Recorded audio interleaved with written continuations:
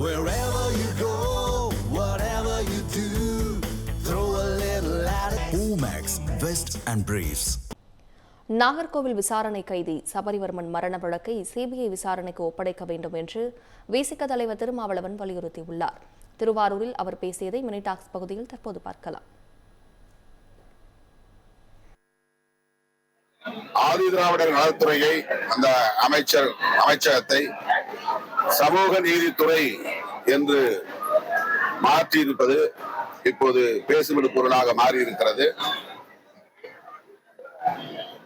தமிழ்நாடு அரசு இதை மறுபரிசீலனை செய்ய வேண்டும். சபரிவர்மன் கொலையில்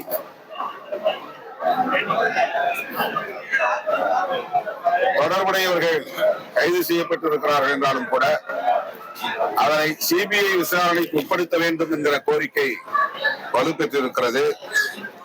எனவே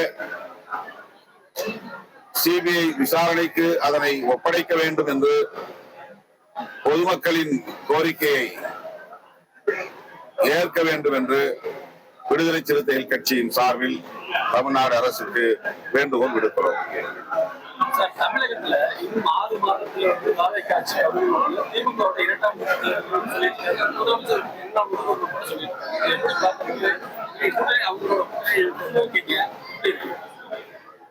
தாவேக அரசு 5 ஆண்டுகள் நீடிக்கும். இது மக்களின் கட்டளை.